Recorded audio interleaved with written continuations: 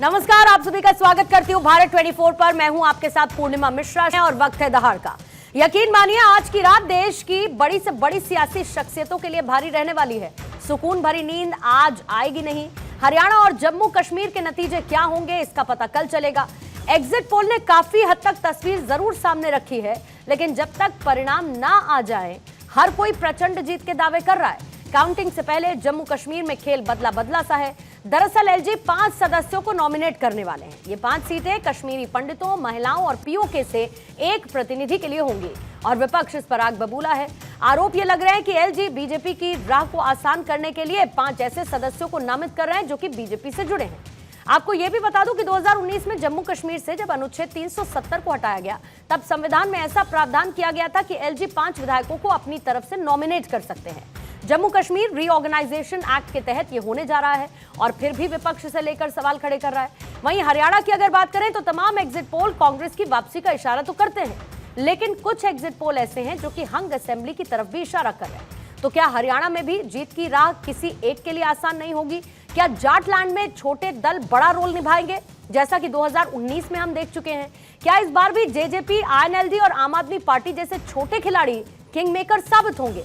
दहाड़ में आज जम्मू कश्मीर और हरियाणा चुनाव के नतीजों से पहले आज करेंगे चर्चा, क्योंकि कल सुबह 8 बजे से रुझान आने शुरू हो जाएंगे। उससे पहले ये जानेंगे कि कल किसका सियासी मंगल होगा। उससे पहले जम्मू कश्मीर के 5 नामित सदस्यों को लेकर मचे संग्राम पर इल्तिजा मुफ्ती ने क्या कुछ कहा, बीजेपी ने जवाब क्या दिया, वो आप सुनिए। और साथ ही साथ हरियाणा को लेकर बीजेपी और कांग्रेस के दावे क्या क्या हैं वो भी आपको बताएंगे। उनकी तरफ से ये लिखा गया है ट्वीट में। इल्तिजा मुफ्ती ये लिखती हैं कि एलजी जिन 5 सदस्यों को नॉमिनेट करने जा रहे हैं वो या तो बीजेपी के सदस्य हैं या फिर बीजेपी से जुड़े हैं। नतीजों से पहले ये धांधली नहीं तो और है क्या? तो ऐसे में सभी 90 सदस्यों को नॉमिनेट कर देते, चुनाव करवाने की जरूरत क्या थी? ये इल्तिजा मुफ्ती की तरफ से लिखा गया है। पीडीपी की नेता हैं और वहीं दूसरी तरफ हरियाणा को लेकर भी बयानबाजी हो रही है। अगर एलजी साहब ये 5 जो एमएलए जो नॉमिनेट होने हैं असेंबली के लिए, उसको अगर वो प्रोसेस चलाएं और उनको नॉमिनेट करने की कोशिश करें तो मैं कहता हूँ वो अनकॉन्स्टिट्यूशनल और अनडेमोक्रेटिक होगा। ये कानून के मुताबिक होगा, वो कानून जो देश के संसद ने पास किया, जो रीऑर्गेनाइजेशन एक्ट जम्मू कश्मीर के संबंध में बनाया गया है, उन नियमों का पालन करते हुए ये सारी प्रक्रिया पूरी होगी। कांग्रेस और तमाम विपक्षी दल जो प्रोपेगेंडा, जो साजिश, जो षड्यंत्र कर रहे हैं, ये दिखाता है कि कांग्रेस पार्टी ने जम्मू कश्मीर में चुनावों के नतीजे आने से पहले कांग्रेस ने हार स्वीकार कर ली है। 8 तारीख को हम सरकार बना रहे हैं, मेरे पास सभी रिपोर्ट्स हैं और 8 तारीख के बाद आपके सामने है 8 तारीख को जनता देगी जवाब और ये कहेंगे कि ईवीएम है खराब। कम से कम हाँ दिखा रहे हैं कि कांग्रेस की सरकार बनेगी, पर मुझे लगता है, मेरी अपनी एक असेसमेंट जो लगती है कि 60 से प्लस हमारी सीटें आने के आसार नजर आ रहे हैं। हमने चुनाव अभियान भी ऐसे ही मनोरंजन किया जैसा होली और दिवाली में करते हैं, तो टेंशन किस बात की? और फिर हम तो जीत रहे हैं यहाँ से भारी मतों के साथ। कांग्रेस के बड़ा बहुमत कांग्रेस को मिलेगा और हरियाणा में एक नई शुरुआत के लिए लोगों ने मतदान किया। एक नई शुरुआत हरियाणा में हो, हरियाणा आगे जाए, एक उज्जवल भविष्य की तरफ आगे जाए और बहुत बड़ी जीत ये हरियाणा में कांग्रेस की होने जा रही है, ऐसा हमारा विश्वास है। तो आइए सबसे पहले सवालों का जिक्र कर देती हूं जिनके इर्द गिर्द रहेगी आज दहाड़ की चर्चा। पहला सवाल यही कि क्या जम्मू कश्मीर में 5 नामित सदस्य निर्णायक साबित होंगे? एलजी के पास नामित करने का अगर अधिकार है तो फिर इस पर वार पलटवार की स्थिति क्यों? छोटे दल किंगमेकर साबित हुए तो क्या खेल पलट जाएगा? खासतौर पर हरियाणा के कॉन्टेक्स्ट में यह सवाल इंपॉर्टेंट है। फिर क्या एग्जिट पोल के आंकड़े नतीजों में तब्दील होंगे, क्या क्लियर पिक्चर होगी, और जम्मू कश्मीर हरियाणा के नतीजों का बाकी चुनावों पर यानी कि आने वाले वक्त में जो चुनाव होने हैं उस पर किस तरीके का इंपैक्ट नजर आएगा। और आइए मेहमानों से आपका तारुफ करवा देती हूं। हमारे साथ इस वक्त मौजूद हैं बीजेपी के प्रवक्ता है आरपी सिंह साहब, इस वक्त हमारे साथ मौजूद हैं। तहसीन पूनेवाला राजनीतिक विश्लेषक हैं, आपसे थोड़ी ही देर बाद हमारे साथ चर्चा का हिस्सा बनेंगे। मोहम्मद रफीक पीडीपी के नेता आपसे थोड़ी ही देर बाद हमारे साथ मौजूद होंगे। जेजेपी के प्रवक्ता शैलजा भाटिया इस वक्त हमारे साथ मौजूद हैं। साथ ही हर्ष दाहिया राजनीतिक विश्लेषक हैं, स्टूडियो में इस वक्त हमारे साथ मौजूद हैं। रफीक साहब मुझे स्क्रीन पर इस वक्त नजर आ रहे हैं। रफीक साहब पीडीपी के नेता इस वक्त हमारे साथ जुड़ चुके हैं और अब से थोड़ी देर बाद सोहेल काजमी जी वरिष्ठ पत्रकार के तौर पर चर्चा का हिस्सा होंगे। आप सभी का बहुत बहुत स्वागत करती हूं। हर्ष दाहिया आप ही के साथ शुरू करूंगी क्योंकि मैं चाहती हूं कि तहसीन भी जुड़ जाए, तो उसके बाद बीजेपी और कांग्रेस, जेजेपी क्या कहती है, पीडीपी, इसको लेकर थोड़ी और क्लैरिटी मिल पाएगी। लेकिन जैसा कि मैंने शुरुआत में अपने इंट्रोडक्शन में कहा कि आज ऐसे बड़े बड़े सियासी दिग्गज हैं जिनको नींद नहीं आने वाली है क्योंकि इन चुनावों पर बहुत कुछ निर्भर करता है। एक तरफ जम्मू कश्मीर 10 साल बाद विधानसभा चुनाव हो रहे हैं नेशनल कॉन्फ्रेंस और कांग्रेस अलायंस में, तो दूसरी तरफ हरियाणा एक रिफ्लेक्शन लोकसभा चुनावों में देखने को मिला था। जाहिर है एग्जिट पोल कांग्रेस की वापसी करा रहे हैं, तो बीजेपी कह रही है जीत हम रहे हैं। एक क्विक एनालिसिस आपसे ले लेती हूं। देखिए, आपने बड़ा अच्छा कहा पूर्णिमा जी कि जो हरियाणा का चुनाव का रिजल्ट होने वाला है ये देश की दिशा तय करेगा, क्योंकि आप ये देखिए बीजेपी को ये चिंता थी कि हरियाणा में रिजल्ट क्या रहेगा, महाराष्ट्र भी लगभग अभी फंसा हुआ लग रहा है, उस वजह से ये जो इलेक्शन थे महाराष्ट्र के वो डिले किए गए।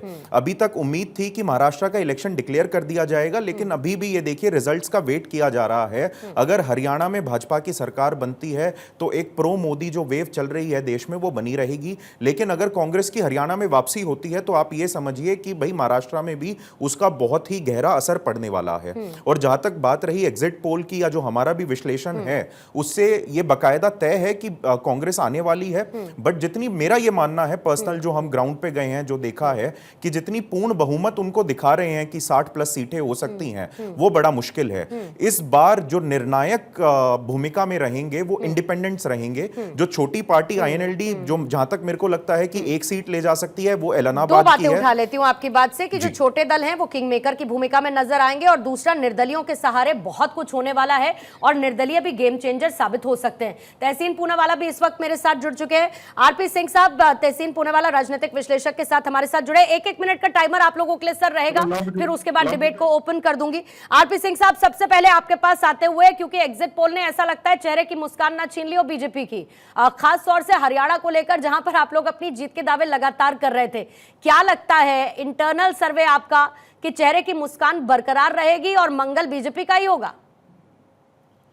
देखिए, छत्तीसगढ़ के एग्जिट पोल याद रखिएगा, क्योंकि एग्जिट पोल पिछले कुछ दिनों से गड़बड़ हो रहे हैं, बात से गड़बड़ हो रहे हैं। इवन लोकसभा चुनाव में भी एग्जिट पोल गड़बड़ हुए, तो इसलिए एग्जिट पोल को ज्यादा रैली करना चाहिए।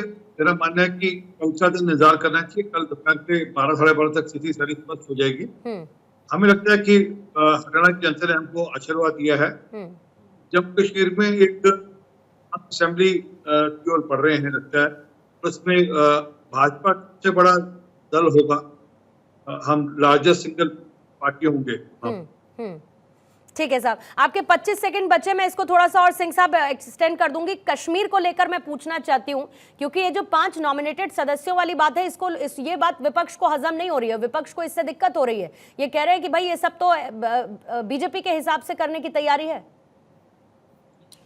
देखिए, जो भी जम्मू कश्मीर में होगा वह संविधान के अनुसार होगा।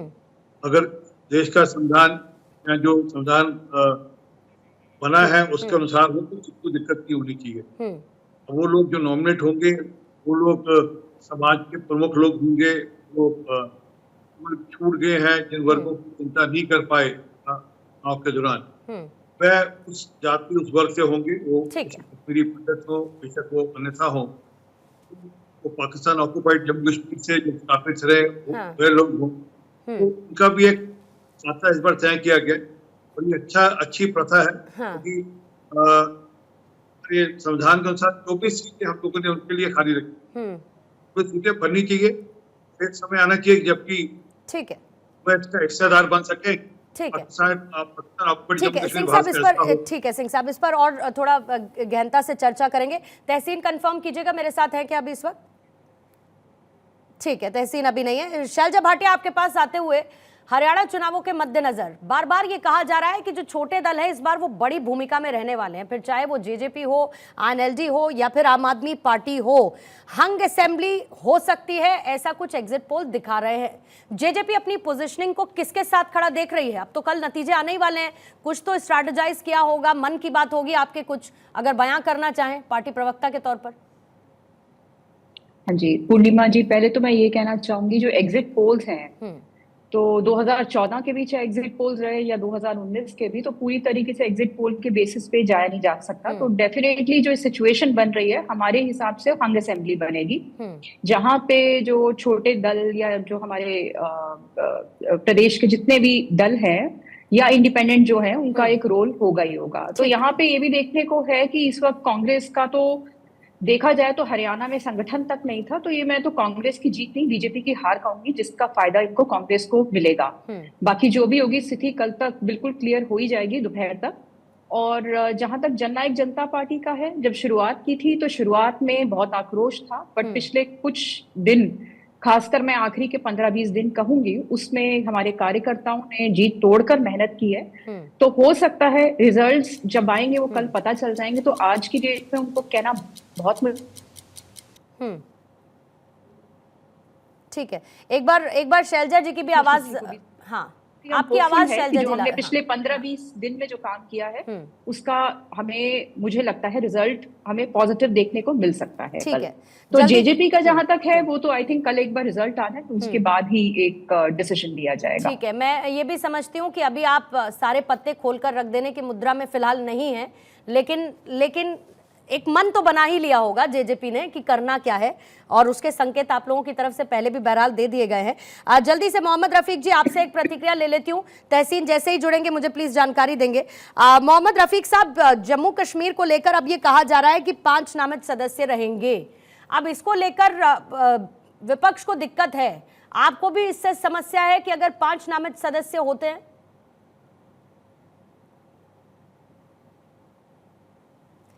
रफीक साहब अनम्यूट करेंगे।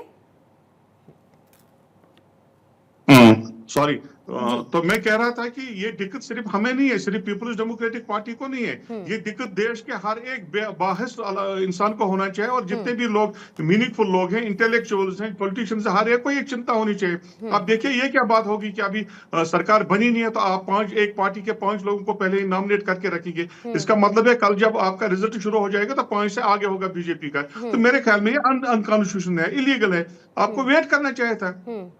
गवर्नमेंट बनेगी, गवर्नमेंट को इख्तियार होना चाहिए था कि वो 5 लोगों को नॉमिनेट करता है। पहले मुझे समझ नहीं आ रहा है कि नॉमिनेशन क्यों सिर्फ यहीं पर, क्यों बाकी स्टेट्स में क्यों नहीं? ये ऐसा किसी स्टेट में नहीं है, सिर्फ जम्मू कश्मीर में ऐसे पुडुचेरी में है ऐसा सर। पुडुचेरी का जो विधानसभा का जो तरीका है, तो क्या ये तरीका होना चाहिए कि आप किसी पार्टी के कोई जनरल सेक्रेटरी है, कोई सेक्रेटरी है, कोई प्रवक्ता है, कोई कुछ उनको आप नॉमिनेट करेंगे? तो क्या ये नहीं, लेकिन अगर एक्ट है तो इलीगल कैसे है? अगर एक्ट है ये तो इलीगल कैसे है? देखिए ये डेमोक्रेसी के साथ मजाक है। आप एक पार्टी के 5 एक्ट है तो इलीगल कैसे है? नॉमिनेट करते रखते हैं। एक्ट है तो इलीगल कैसे है ये मोहम्मद रफीक? तो क्या आपको नहीं लगता है कि अनजस्टिफाइड है कि एक पार्टी के 5 लोगों को पहले ही आप वहां पर बिठा तो इलीगल कैसे है? अगर आपको रखना है तो ये नॉन पॉलिटिकल बेसिस पर होना चाहिए। आप जनरल सेक्रेटरी को रखते हैं, जो लिस्ट अभी तक बाहर आई है आप देखिए उनके नाम क्या है। तो ये सरासर जातीय और डेमोक्रेसी का मजाक है। वैसे भी जम्मू कश्मीर में कौन सी डेमोक्रेसी है? 10 साल के बाद इलेक्शन लौटे हैं यहाँ पर, तो ये मजाक चलते रहते हैं जम्मू कश्मीर के लोग के साथ, ये कोई नई बात नहीं है। आरपी सिंह साहब इस पर कुछ कहना चाहेंगे आप? मैं ये समझना चाहती हूँ कि अगर एक्ट है तो फिर इलीगल कैसे है? इलीगल, अनकॉन्स्टिट्यूशनल, अनकॉन्स्टिट्यूशनल, धन्यवाद सर, अनइथिकल। सर धन्यवाद सर, हो गया आपका। कुछ और बोलना तो बोल लीजिए, फिर मैं शुरू करूँ की बात। नहीं आप शुरू करिए। धन्यवाद सर। आप तो ये कहते थे कि तिरंगा को कांधा देने के लिए 4 लोग ही मिलेंगे। आप तो ये कहते थे 370-35 से हटाई नहीं गई तो वापस नहीं लाएगी तो हम चुनाव नहीं लड़ेंगे, हम बहिष्कार करेंगे। आप ही के शब्द हैं। नहीं कहा आपने कहा अरे सर एक रुकिए ना, रफीक साहब सुन लेते हैं, रफीक साहब जवाब ले लेते हैं, रफीक साहब जवाब ले लेते हैं पहले। रफीक साहब आपका काउंटर लेने के लिए आपको रफीक साहब समय दूंगी मैं, अभी पहले सुन लेते हैं वो क्या कह रहे हैं, एक बार सुन लीजिए बोलिए सिंह साहब। आपके नेता ने यहाँ तक कहा था कि स्टेट रोड वापस नहीं आए तो चुनाव नहीं लड़ेंगे। सर में क्या कि उन्हें नहीं लड़ा, ये सब बिल्कुल उनने वो इलेक्शन नहीं लड़ी है, उन्होंने कहा मैं नहीं लड़ूंगी, वो इलेक्शन नहीं लड़ेंगे। रफीक साहब जी एक एक करके बात कर लेते हैं सब, आपको मैं दूंगी चलिए, आपके ठीक है। काउंटर के लिए समय। बोलिए चलिए, सिंह ठीक है, साहब, ओके। बोलिए सिंह साहब। Carry on. असल में क्या है कि शायद आदत नहीं है नेशनल डिबेट्स में बैठने की, और इसलिए बीच में टोका नहीं करते दोस्त। मैंने आपने बोला, मैंने एक बार ही टोका। जरा याद करिए, आपने तो बहिष्कार कर लिया, दुनिया में किसी कोने में कहीं कुछ होता है, यहाँ पर आपने आपने कैंपेन का बहिष्कार कर लिया। तो आपके क्या स्तर है राजनीतिक पार्टिसिपेशन का, क्या लोकतंत्र की बहाली के लिए क्या स्तर है, सबको जानकारी है। और ये वही कश्मीर है जहां पर जो आज कश्मीर में दिक्कत है वो इसलिए कि वहां पर इलेक्शन रिग किए गए थे। 87 का इलेक्शन अगर रिग ना किया गया होता कांग्रेस के द्वारा और नेशनल कॉन्फ्रेंस को थोपा ना गया होता, तो आज कश्मीर के अंदर ये समस्या खड़ी ना होती जो आज पिछले 30-35 साल से हम लोग वहाँ झेल रहे हैं। अच्छा सिंह साहब, मुझे एक छोटा सा रिएक्शन मुझे पहले लेने दीजिए। वेलकम। मेरा सवाल इसको लेकर है कि हरियाणा में जिस तरीके के एग्जिट पोल्स आ रहे हैं, जाहिर है कि कांग्रेस के लिए 10 साल बाद सत्ता वापसी की बात की जा रही है, लेकिन इसी बीच में बीजेपी भी दावा कर रही है कि हम भी जीतने वाले हैं और सारे एग्जिट पोल जो हैं वो एग्जैक्ट पोल नहीं है, इससे ठीक उलट नतीजे सामने आएंगे। फिर जम्मू कश्मीर में 5 नॉमिनेटेड सदस्यों की जो बात सामने आई उसको लेकर भी विपक्ष को समस्या है, जबकि पुडुचेरी विधानसभा मॉडल भी कुछ इसी तरीके का है जिसको लेकर सुप्रीम कोर्ट कांग्रेस पहुंची थी। मैं ये दोनों चीजों पर आपका टेक चाहती हूं कि आपका एनालिसिस इसको लेकर क्या कहता है, कल किसका मंगल होगा, किस तरीके की स्थिति बन रही है, क्या समझ में आ रहा है?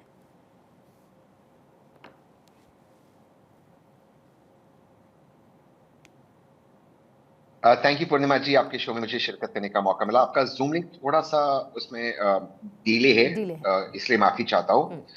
दो चीज है, हरियाणा में मैं खुद स्वयं काम कर रहा था और मैंने पहले भी कहा है और बहुत सारी शोज पे कहा है, कांग्रेस 55 क्रॉस करी है हरियाणा में। हरियाणा में बीजेपी की हालत बहुत खराब है, यहाँ तक कि उनमें इतनी इंटरनल फाइटिंग थी, खट्टर जी वर्सेस सैनी जी वर्सेस अनिल विज जी वगैरह। जैसे कि अंबाला एक बहुत स्ट्रॉन्ग बीजेपी होल्ड है, वहां पे 4 असेंबली सीटें, कांग्रेस 3 जीतने जा रही है। Ambala cantt of course Anil Vij ji race में आए रहे, तो 55 प्लस कांग्रेस क्रॉस करेगी। मेरा पर्सनल एनालिसिस है 61 तक कांग्रेस जा सकती है। जहां तक सवाल है जम्मू एंड कश्मीर का, मुझे लगता है कि अगर सेंटर की इंटरफेरेंस ना हो तो एनसी कांग्रेस सरकार बना सकती है। जो एग्जिट पोल्स आई, 5 विधायक जो वोटिंग मेंबर्स है, यस इस पर बहुत चर्चा हो रही है, लेकिन उसको अगर छोड़ भी दे तब भी मुझे नहीं लगता कि बीजेपी सरकार बना सकती है जम्मू एंड कश्मीर में, क्योंकि उनको फिर उन इंडिपेंडेंस के साथ जाना होगा। एग्जाम्पल राशिद इंजीनियर जी, जिसके वजह से उनको सारे मुल्क के अंदर बहुत नुकसान होगा। मेरा पर्सनल एनालिसिस है जो पीडीपी को सीट्स दिए जा रहे हैं उसमें थोड़ा सा कमी होगी, उसकी में थोड़ी सी कमी होगी वैली के अंदर, और बीजेपी को जो सीट दी जा रही जम्मू में उसमें भी थोड़ी कमी होगी, और एनसी कांग्रेस कंफर्टेबली सरकार बनाएगी। सिर्फ यही उम्मीद है कि गवर्नर साहब का फैक्स मशीन बनना, ये मेन चीज है, और गवर्नर साहब एसजी साहब बीमार ना हो और वो राजस्थान या मध्य प्रदेश या किसी उत्तर प्रदेश या किसी बीजेपी सरकार स्टेट सरकार के अस्पताल में ना, बस ये उम्मीद करते हैं। लेकिन आपने कहा कि बहुत ज्यादा इम्पैक्ट नहीं पड़ेगा, लेकिन अगर ये 5 नॉमिनेटेड विधायकों की मैं बात कर लूं तो इससे पूरा नंबर गेम चेंज हो जाएगा ना तहसीन। 95 हो जाएंगे आपके, फिर जो आपका जो जादुई आंकड़ा है वो 48 का हो जाएगा बहुमत का। अब अगर मैं एग्जिट पोल के लिहाज से भी बात करूं, मान के चलिए कि अगर 30 तक भी बीजेपी चली जाती है, और फिर बीजेपी लगातार इस बात पर है कि निर्दलीय साथ में हो सकते हैं, और कई जगह निर्दलियों को एक सेफ पैसेज भी उनकी तरफ से दिया गया है इनफैक्ट, तो मान के चलिए कि अगर ये 30 तक भी जाके और निर्दलियों के साथ आके, तो आपको लगता है 48 क्रॉस नहीं कर पाएगी या 48 तक नहीं जा पाएगी बीजेपी? बीजेपी 30 क्रॉस नहीं करेगी, हाँ। लेकिन अगर आप जो सारे एग्जिट पोल्स हाईएस्ट उनको दे रहे हैं, 27-28 हाईएस्ट दे रहे, और फिर उसके साथ अगर इंडिपेंडेंस के साथ चलेंगे तो कौन से इंडिपेंडेंस है वो? पूर्णिमा जी, राशिद इंजीनियर, सज्जाद लोन, इन लोगों, इंडिपेंडेंस प्लस अदर्स, इन लोगों के साथ। तो फिर राशिद इंजीनियर कहते 370 वापस आना चाहिए, बीजेपी ने 370 हटाया है, तो फिर उसमें कॉम्प्रोमाइज कैसे होगा? तो अगर आप राशिद इंजीनियर के साथ जाते हो जो कहते हैं कि वो भारत के संविधान में यकीन ही नहीं रखते, तो फिर बीजेपी में बाकी देश में उनका नुकसान होगा। तो ये बहुत डिफिकल्ट है। मुझे नहीं लगता है कि ऐसी स्थिति, बीजेपी भी वो मिस्टेक जो उन्होंने पीडीपी के साथ की, मैं बिल्कुल न्यूट्रल एनालिसिस अगर करूं तो दोबारा से करना चाहिए। लेकिन ऑफकोर्स ये 5 वोटिंग एमएलएस का बहुत बड़ा प्रभाव होगा, लेकिन मैं मानता हूं अगर पीडीपी के 2 सीटें कम होगी, क्योंकि पीडीपी को आउटर लिमिट 7-8 दिया जा रहा है, अगर वो 4 पे सीमित हो गए 3 पे, और मैं सोचता हूं कि वैली में हो सकता है। और सेकंड चीज, जम्मू में अगर बीजेपी समझो 23-24 हो गई, तो फिर तो अलायंस में कोई दिक्कत ही नहीं आएगी, NC Congress free poll alliance में बना देगी सरकार। सिंह साहब इस पर काउंटर रखना चाह रहे हैं, आरपी सिंह साहब। देखिए, अफसोस ये है कि जो लोग संविधान को मानते हुए चुनाव लड़ते हैं, ये उसको भी चैलेंज करते हैं। राशिद इंजीनियर खुद जब चुनाव लड़े, उन्होंने शपथ ली जाकर पार्लियामेंट में, संविधान को मान्यता देते हुए शपथ ली। या जिन लोगों ने चुनाव लड़ा है, उन्होंने ये माना कि हम संविधान के अनुसार काम करेंगे, अभी चुनाव लड़ पा रहे हैं। तो इस प्रकार के प्रश्न उठाना चाहिए, परंतु हाँ, इन्होंने हमारे गवर्नर साहब को कह दिया कि उनकी स्वास्थ्य ठीक नहीं होगा, अलग अलग बददुआएं इन्होंने आज ही दे दी उनको। चलिए, इनकी सोच है, ये किसी की व्यक्ति को लेकर इस प्रकार की सोच रखते हैं कि वो बीमार हो जाए, ठीक न रहे। आप चिंता मत करिएगा तहसील साहब, एलजी साहब ठीक नहीं, मैं माफी चाहता हूँ, सर। एक मिनट सर, टोका नहीं आपको सर, तहसील साहब आप बोल लीजिएगा, आपने बोला सबने सुना। हाँ, आप बोल लीजिए। हाँ, प्लीज आप प्लीज बोलिए। मैं एक पूर्णिमा जी एक क्लैरिफिकेशन चाहता हूँ, आप प्लीज बोलिए। तो एलजी साहब ठीक रहेंगे, स्वस्थ रहेंगे और वहां पर सरकार भी बनेगी। ये जो दिखता है कि हम लोग वहां पर लार्जेस्ट पार्टी होंगे, सिंगल लार्जेस्ट पार्टी होंगे, और उस नाते से अपेक्षा करते हैं कि एलजी साहब हमको पहला निमंत्रण देंगे सिंगल लार्जेस्ट पार्टी होने के कारण से। अब ये लोग दुहाई देंगे कि इनका अलायंस था पहले से एनसीए और कांग्रेस का। वो अलायंस कैसा था कि 5 सीटों में आमने सामने चुनाव लड़ रहे थे लोग। तो वो कितना अलायंस था, कैसा अलायंस था, होली था नहोली था, पता नहीं हमें, परंतु हाँ, कहने को अलायंस था। वो एलजी साहब के ऊपर है कि वो सिंगल लार्जेस्ट पार्टी को बुलाएंगे या जो आपस में लड़ रहे थे उस अलायंस को बुलाएंगे। ठीक है, तो हमें अपेक्षा कि हमें बुलाएंगे और हम वहां पर अपनी सरकार बनाएंगे। मैं एक ही लाइन, 2 ही लाइन चाहता हूँ। ठीक है, हाँ जल्दी से तहसीन। हाँ, 2 ही लाइन चाहता हूँ। मैं सिंह साहब की बहुत ज्यादा रिस्पेक्ट करता हूँ, लेकिन सिंह साहब ने आपके शो पे कहा कि उन्होंने जिनकी राशिद इंजीनियर साहब की जो डिफेंस की, मैं उससे हैरान हूँ कि सिंह साहब बीजेपी के बेहतरीन प्रवक्ताओं में से एक है। अगर राशिद इंजीनियर साहब इतने ही अच्छे व्यक्ति हैं, तो फिर एनआईए ने उन पर टेरर चार्जेस क्यों लगाए? और टेरर यूएपीए के चार्जेस में ये लगाया कि वो हफीज सईद के टच में उनसे पैसे लेते, पहली बात। दूसरी बात, ये वही रशीद इंजीनियर है जब भारत और पाकिस्तान के बीच में क्रिकेट मैच होती है, पाकिस्तान को चीयर करता। आज अगर आप इस नेशनल चैनल पे, पूर्णिमा के शो पर, जो नंबर 1 शो है देश में, आप राशिद इंजीनियर साहब की तारीफ करते हो, तो मैं आपको सलाम करता हूँ। या आपकी व्यक्तिगत राय हो सकती, या बीजेपी की सोच हो सकती, मैं उसमें नहीं जाता। तीसरी चीज, मैं एलजी साहब के लिए बहुत दुआ करता हूँ, मैं उम्मीद करता हूँ कि वो स्वस्थ रहे। मैं सिंह साहब, एक सेकेंड, मैं सिर्फ ये कह रहा हूँ sarcastically कि वो कहीं उत्तर प्रदेश, मध्य प्रदेश, राजस्थान ना चले जाए, या उनका फैक्स मशीन बनना हो जाए। ये मैं sarcastically कह रहा हूँ, क्योंकि अगर क्लोज रेस होते, हम अक्सर देखें कि जो गवर्नर्स है या एलजीए, उनकी भूमिका कैसी थी। ये मैं sarcastically कह रहा हूँ, मैं पर्सनली चाहता हूँ कि उनका स्वास्थ्य ठीक रहे। ठीक है सिंह साहब, जल्दी से फिर मैं बाकी मेहमान भी हैं। एक मिनट पूर्णिमा, नहीं, ये बड़ा जरूरी है। हाँ, बोलिए सिंह साहब, बोलिए। मैंने इंजीनियर रशीद को कोई क्लीन चिट नहीं दी, ना कोई सर्टिफिकेट दिया। उनके खिलाफ जो चार्जेस है उसमें कोई क्लीन चिट नहीं दी। मैंने कहा, जो व्यक्ति वहां पर जीत कर आ रहा है, जो चुनाव अभी असेंबली में लड़े हैं, अगर वो संविधान को मानकर चुनाव लड़े हैं, तो उनका भी वैसा ही अधिकार है जैसे किसी और का अधिकार है। ये मैंने राशिद इंजीनियर को कहीं कोई क्लीन चिट नहीं दी। उसके खिलाफ एनआईए के चार्जेस हैं, वह दोषी साबित होगा कोर्ट के अंदर, ये हमारा मानना है। ठीक है, जल्दी से मोहम्मद रफीक साहब अपनी बात रख लीजिएगा, क्योंकि एग्जिट पोल में पीडीपी बहुत ज्यादा पिछड़ी हुई पार्टी नजर आ रही है। तो ऐसे में कोई आपका प्लान बी, कोई प्लान सी कुछ तो होगा, क्योंकि इससे पहले 10 साल पहले तो बीजेपी के साथ मिलाकर आपने सरकार बना ली थी, तो अब क्या?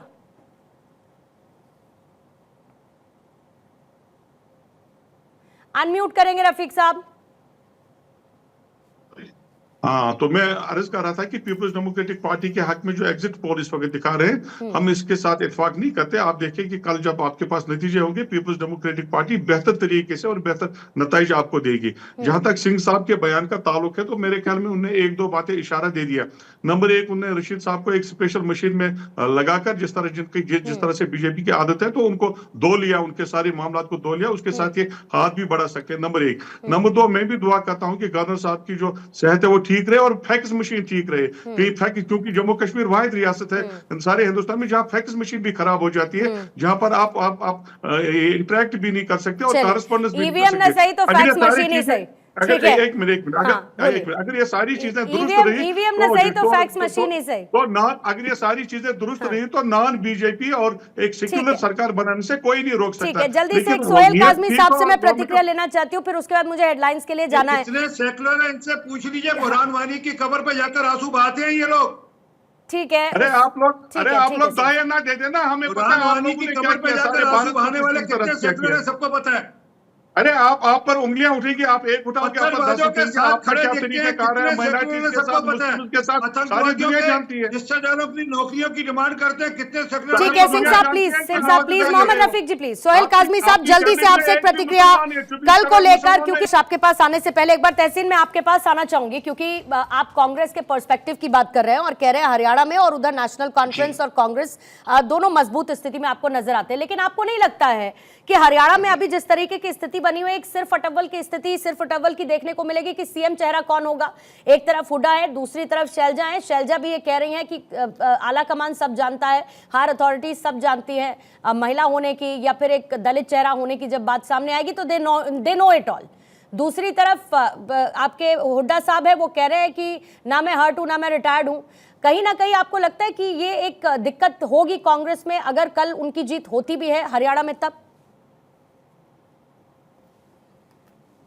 नहीं, जिस तरीके के जिस नंबर्स की उम्मीद की जा रही, अपेक्षा की जा रही, जिससे मेरे व्यक्तिगत नंबर्स है 61 लेकिन 55 प्लस ही आएगी कांग्रेस के, तो वहां पर दिक्कत नहीं होगी। बिकॉज किसी भी लीडर में, चाहे कोई भी लीडर हो, वो हाई कमान से ज्यादा वो ये हाई कमान के पास सारे पत्ते हो गए। बट जो कांग्रेस में डिसीजन मेकिंग है वो भाजपा की तरह नहीं है कि 2 लोग ही फैसले लेते हैं और मुख्यमंत्री चेंज कर दे, जिससे मसलन गुजरात में पूरी की पूरी कैबिनेट चेंज हो गई और नितिन पटेल जी जो उस वक्त उप मुख्यमंत्री थे, वो टीवी चैनल्स पे इंटरव्यू दे रहे थे कि मैं मुख्यमंत्री बनने वाला था, उनको भी निकाला गया। तो वैसे नहीं होता कांग्रेस में, विधायकों को साथ में लेके जाके विधायकों की चॉइस और हाईकमान साथ में मिलकर तय करते हैं। नहीं, बट आई डिफर किसी में भी, क्योंकि अगर आप कांग्रेस का इतिहास उठा के देखेंगे तो कांग्रेस में इसको लेकर तो सिर्फ अटव्वल हमेशा से रही है कि मैं चेहरा या तू चेहरा।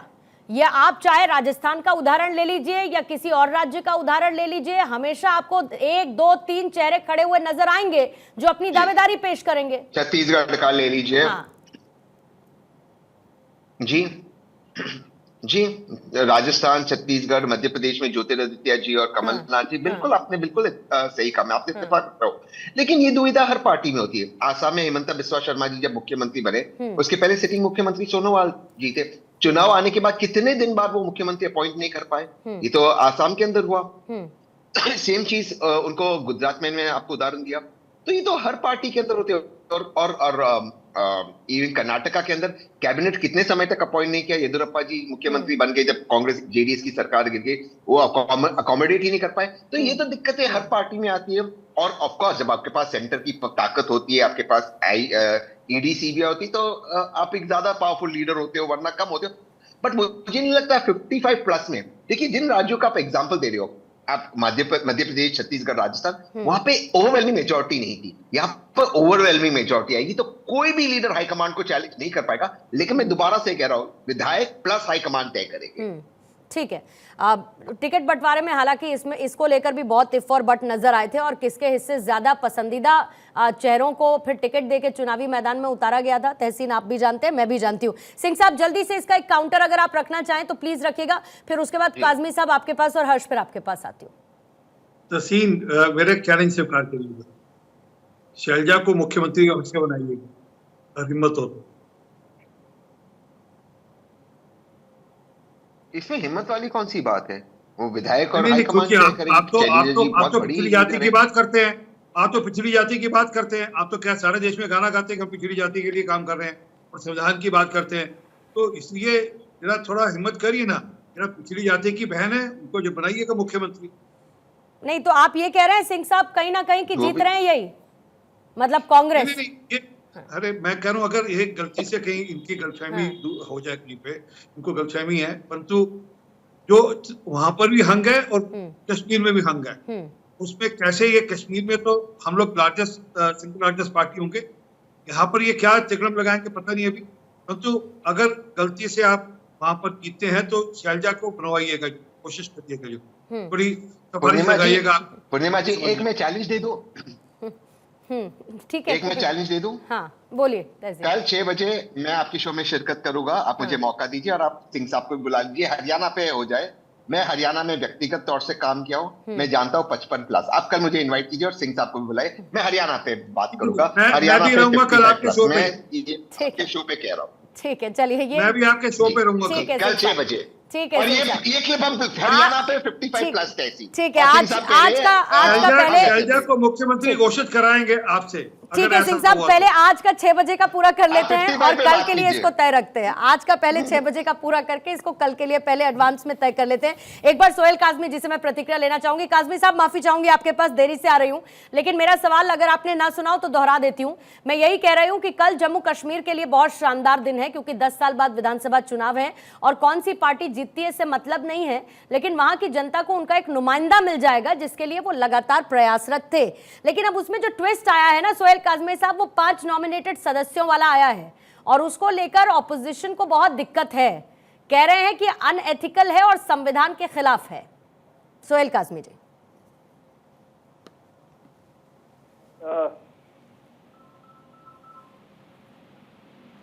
हेलो जी काजमी साहब, आपको सुन पा रहे, बोलिए। देखिए, संविधान के खिलाफ कुछ नहीं है। मैं देख रहा था कि पौंडीचेरी में जो पार्लियामेंट से इनको पार्लियामेंट से जो एसपी को एम्पावर किया गया है नॉमिनेशन के लिए, वो नॉमिनेट कर सकते हैं अपनी नॉमिनेशंस को, और वो संविधान जो है यूनियन टेरिटरी और अमेंडमेंट एक्ट के तहत वो एक्सरसाइज कर सकते हैं अपनी। तो इसमें कोई ऐसी प्रॉब्लम नहीं है। अगर फिर भी किसी पॉलिटिकल पार्टी को प्रॉब्लम है, जो मेरे साथ बातचीत हो रही है, लेकिन they can pursue this to the Honorable High Court और Supreme Court. Otherwise प्रावधान जो है वो बिल्कुल पौंडीचेरी के लेवल पे जम्मू कश्मीर पे भी लागू होता है। ठीक है, आज थोड़ा काजमी साहब के नेटवर्क और कनेक्शन में काफ़ी दिक्कत आ रही है। एक प्रतिक्रिया शैलजा भाटिया आपसे भी लेना चाहूंगी, फिर उसके बाद हर्ष मैं आपके पास आती हूँ। शैलजा भाटिया, बार बार देखिए आप कहेंगे मैं ये सवाल पूछ रही हूँ, लेकिन ये सवाल इसीलिए बहुत ज़रूरी है क्योंकि इसमें कोई दो राय नहीं है कि शायद आप लोग उस स्थिति में हो जहां पर निर्णायक भूमिका में हो आप लोग, और बार बार जो है ये कहा जा रहा है छोटे दलों द्वारा कि भाई चाबी तो हम ही हैं जो उस ताले को खोलेगा। अब दिक्कत यह है कि कौन कितना बड़ा ताला खोलने में सक्षम है, ये कल के नतीजों में रिफ्लेक्ट होगा। क्या आपको लगता है जेजेपी अपने पुराने मनभेद भुलाकर बीजेपी के पास या साथ जाने की स्थिति में है अगर जरूरत पड़ती है तो? शैलजा भाटिया जी, यहाँ बात मनभेद की नहीं है कि कोई मनभेद है, क्योंकि इसका हमने बहुत ज्यादा खमियाजा जो है वो भुगता है लोकसभा के इलेक्शन के अंदर, और जो सबको पता है। तो इस चीज की चर्चा हम कई बार कर भी चुके हैं कि हमने एक तरीके से बड़ा क्लियर है कि अगर कल को हमारी सिचुएशन ऐसी होती है तो हमने कहाँ नहीं जाना, पर उसके आगे क्या क्या हमारे पास विकल्प है और किस डायरेक्शन में हम जाएंगे वो तो एक बार जब कल रिजल्ट आएगा तभी पता चलेगा, और तभी हम एक डिसीजन ले पाएंगे। तो आप ये कह रही हैं नहीं जाने वाला जो रास्ता है वो बीजेपी वाला है? जी सिंह साहब, ये गुड न्यूज नहीं है बहुत बीजेपी के लिए, क्योंकि नहीं जाने वाला रास्ता बीजेपी की तरफ इनका जा रहा है और इसको लेकर ये कई बार अपनी इच्छा भी जाहिर कर चुके हैं। पूर्णिमा जी, ये परसों वाला प्रश्न आज मत पूछिए, कल रिजल्ट आने दीजिए, फिर ये परसों वाला प्रश्न। बिल्कुल, मैं मानती हूँ nothing is permanent in politics, ये मैं बिल्कुल मानती हूँ सिंह साहब, क्या कब बदल जाए। हर्ष दहिया, जल्दी से आपके पास आते हुए मैं ये समझना चाहती हूँ कि कल जम्मू कश्मीर में, हरियाणा में जिस तरीके के नतीजे आएंगे, और फिर मैं कहती हूँ कि कांग्रेस जो मजबूत स्थिति में फिलहाल दिख रही है, बाकी तो नतीजे बताएंगे जो होना है, लेकिन आपको लगता है कि एक नैरेटिव, एक पर्सपेक्टिव आने वाले चुनावों के मद्देनजर इन पार्टीज को लेकर बहुत ज्यादा बदलेगा, इनकी लीडरशिप, इनके चेहरे को लेकर बदलता हुआ नजर आएगा, और अपने आप को एक मजबूती के साथ प्रोजेक्ट करने की स्थिति में जीतने वाली पार्टी आपको लगता है ज्यादा प्रेजेंट कर पाएगी? पूर्णिमा जी, एक तो जो आपका पुराना प्रश्न था उसका मेरा उत्तर अधूरा रह गया था, वो मैं देना चाहूंगा। जो मैं ये कह रहा था कि जो छोटी पार्टीज हैं, आईएनएलडी हो गई या जेजेपी हो गई, मुझे नहीं लगता आईएनएलडी सिर्फ 1 सीट ले जा सकती है और जेजेपी तो 0 पे रहने वाली है। अगर ये अपनी क्या कहते हैं डिपॉजिट भी बचा लें तो बहुत बड़ी बात होगी। इस समय पे अगर सबसे ज्यादा गुस्सा लोगों का है, जो कोर वोट बैंक जेजेपी का रहा, वो सबसे ज्यादा जेजेपी के अगेंस्ट है। इतना गुस्सा खट्टर साहब या बीजेपी के अगेंस्ट नहीं है, इतनी एंटी इनकम्बेंसी उनके अगेंस्ट नहीं है। जितना लोगों का वजह? गुस्सा जेजेपी के अगेंस्ट है। क्योंकि देखिए जेजेपी ने 2019 का जो चुनाव था वो एंटी बीजेपी सेंटिमेंट पे लड़ा था और वो फिर बीजेपी के साथ ही मिल गए। और अभी भी आप जो पॉपुलर नैरेटिव हरियाणा में देखेंगे वो यही है कि आईएनएलडी और जेजेपी या कोई और भी पार्टीज हो गई, काफी सारे इंडिपेंडेंट्स हो गए, वो बीजेपी की बी टीम की तरह काम कर रहे हैं। जो मैं पहले भी कह रहा था, जो इंडिपेंडेंट एमएलएज हैं वो बिल्कुल निर्णायक स्थिति में हो सकते हैं। जैसा कि अभी एग्जिट पोल्स आ रहे हैं, जो हमारा भी अनुमान है, देखिए लिबरल ये होगा कि हम कहें कि कांग्रेस 55-60 तक पहुंच जाएगी, लेकिन कंजर्वेटिव लेके चलें तो थोड़ा बहुत हंग असेंबली हो सकता है, लेकिन still Congress will be the single largest party in Haryana. And अगर जो सीएम वाली भी बात थी जो हम काफी डिस्कस करते रहे हैं, शैलजा जी बनेंगी, हुड्डा साहब बनेंगे, कौन बनेगा, अगर देखिए बहुमत के बस करीब रहती है कांग्रेस तो कांग्रेस रिस्क नहीं लेगी, तो हुड्डा साहब का सीएम बनना बिल्कुल तय है। सबसे ज्यादा मेहनत उन्होंने करी है और कहीं ना कहीं ये चुनाव भी हुड्डा वर्सेस अदर्स ही दिख रहा था कि एक तरफ कांग्रेस का खेमा हुड्डा साहब ने संभाला हुआ था और बाकी तरफ सारी पार्टीज और सारे नेता लगे हुए थे। और दूसरा, इसमें मैं कांग्रेस की एक और तारीफ करना चाहूंगा कि देखिए जो हवा भी बदली है और जो कांग्रेस का नैरेटिव भी बदला है, उन्होंने शैलजा और जो हुड्डा वाली जो फाइट थी उसको कितना अच्छे से मैनेज किया। और अशोक तंवर का लास्ट टाइम, मतलब लास्ट मोमेंट पे बीजेपी जैसी पार्टी को ये नहीं पता चला कि वो उनकी रैली करके आ रहे हैं, फिर 1 घंटे बाद ही कांग्रेस में सवा घंटे पहले बीजेपी के पक्ष में वोट मांग रहे हैं, वोट भी मांग रहे हैं, रैली में भी थे, स्टेज पे हैं बीजेपी की, और 1 घंटे बाद राहुल गांधी तो कांग्रेस की तारीफ करनी होगी। बिल्कुल, और ये बीजेपी का एक बड़ी विफलता है हरियाणा में कि इतनी बड़ी पार्टी होके, इतना सक्षम संगठन होके वो ये नहीं पता कर पाए कि उनका एक बड़ा नेता जो कांग्रेस से ही आए बकायदा, लेकिन वो स्विच मारने वाले हैं। और जहां तक आपका ये करंट प्रश्न था कि इससे अब देश में क्या, आने वाले चुनावों पे क्या फर्क पड़ेगा, जैसा कि मैंने शुरुआत में भी कहा, ये एक लहर बनने वाली है। अगर कांग्रेस जीतती है हरियाणा में, कांग्रेस की गवर्नमेंट बनती है, जो काफी हद तक लग रहा है, उसका बहुत ज्यादा असर महाराष्ट्र में पड़ने वाला है। क्योंकि महाराष्ट्र में भी देखें बीजेपी की स्थिति बहुत अच्छी नहीं है, लेकिन जो अभी लाडली बहना योजना वहां पे चल रही है, जो महिलाओं को सम्मान दिया जा रहा है, जो निधि, सम्मान निधि दी जा रही है, उसका बहुत ज्यादा असर होने वाला है। उससे बीजेपी काफी अपना जो नुकसान है कम कर सकती है। और मेरा ये मानना है, पर्सनल मेरा ये विश्लेषण है कि जो इलेक्शन डिले किए गए वो यही रीजन था कि हरियाणा में स्थिति कमजोर थी, जम्मू कश्मीर का भी पूरी तरीके से क्लियर नहीं था, और अगर यहां पे रिजल्ट ठीक नहीं आता है तो उसका पूरा असर क्या कहते हैं महाराष्ट्र पे पड़ता। तो अभी उस रिजल्ट की वेट है, और ये टाइम इसलिए भी चाहिए था महाराष्ट्र में ताकि लाडली बहना योजना का जैसे मध्य प्रदेश में फायदा हुआ, प्रचार हो सके और वो निधि पहुंच सके। वहां की बात करें, फिर मैं हरियाणा की बात कर लेती हूँ। हरियाणा में लोकसभा चुनाव आ रही हूँ तहसीन, हरियाणा में लोकसभा चुनाव, विधानसभा चुनावों में ज्यादा गैप ना होने की वजह से जो नाराजगी रिफ्लेक्ट हुई लोकसभा चुनावों में, वो कवर अप नहीं हो पा रही है।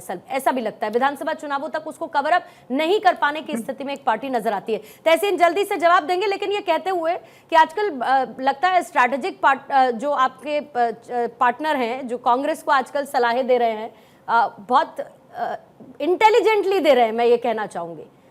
आप मानते हैं? जी, खास करते अशोक तंवर जी का। देखिए, मैं इस पॉलिटिक्स का पक्षदार नहीं हूं जो भाजपा करती हो, जो इस वक्त हुआ। लेकिन अगर ये तो नहीं हो सकता कि एक ही पार्टी करे फिर कोई और ना करे, तो ये एक बार ये गंद फैल जाता है तो सबको करना पड़ता है। अब अशोक तंवर जी जैसे बड़े लीडर जो है, उनको हमने ले आए, भाजपा को पता ही नहीं चला। अब अलायंस तोड़ने की अगर भाजपा कोशिश करेगी तो फिर यहाँ पर भी तोड़ेगी। तो ये एक जो पॉलिटिक्स के अंदर ये जो कुश्ती चल रही है, अब ये स्प्रेड हो चुकी है। दूसरी चीज, जहां तक महाराष्ट्र का सवाल है, मैं इस पे बहुत साफ हूँ, बहुत क्लियर हूँ कि महाराष्ट्र के अंदर कांग्रेस सिंगल लार्जेस्ट पार्टी बनने वाली है। भाजपा कुछ भी कर दे, भाजपा एक्चुअली के लिए बहुत सिंपैथी है महाराष्ट्र के अंदर। लेकिन दिक्कत क्या है, अजीत पवार के साथ जो अलायंस हुआ है, अजीत पवार एक सिंगल बड़ी लायबिलिटी है भाजपा के लिए। इनफैक्ट फडणवीस जी बहुत अच्छे मुख्यमंत्री थे, मैं हालांकि कांग्रेस सपोर्टर हूं, मैं मानता हूं बहुत अच्छे मुख्यमंत्री थे, लेकिन अगर फडणवीस जी हाफ मुख्यमंत्री, उप मुख्यमंत्री हो गए अजीत पवार जैसे व्यक्ति के साथ, तो मुझे लगता है भाजपा के जो ट्रेडिशनल वोटर्स है वो इतना नाराज है भाजपा से। आप कोई भी स्कीम कर लो, कोई भी स्कीम, जो नाराजगी है भाजपा से वो इस बार वापस आएगी। जैसे लोकसभा में आई, ऑन द बैलेट, क्योंकि Ajit Pawar is unacceptable in Maharashtra politics. लोग अब तक नहीं समझ रहे अजीत पवार का क्या रोल रहा है। और मैं एक चीज कहता हूं, कांग्रेस को डिस्ट्रॉय करने में वेस्टर्न महाराष्ट्र में अजीत पवार की भूमिका रही है। मैं हमेशा अजीत पवार के खिलाफ रहा हूं, जब वो एनसीपी में भी थे कांग्रेस के साथ, और आज आई एम हैप्पी कि वो चले गए। वो एक लाइबिलिटी है, मैं ये बात बहुत स्ट्रांगली मानता हूं। ठीक है, जल्दी से सिंह साहब अपना काउंटर रखेंगे। मेरे पास अंतिम के 2 मिनट है सर, इसीलिए 30 सेकंड का टाइमर रखेंगे सिंह साहब के लिए। तसीम पूनावाला साहब, आपको भजनलाल जी भूल गए।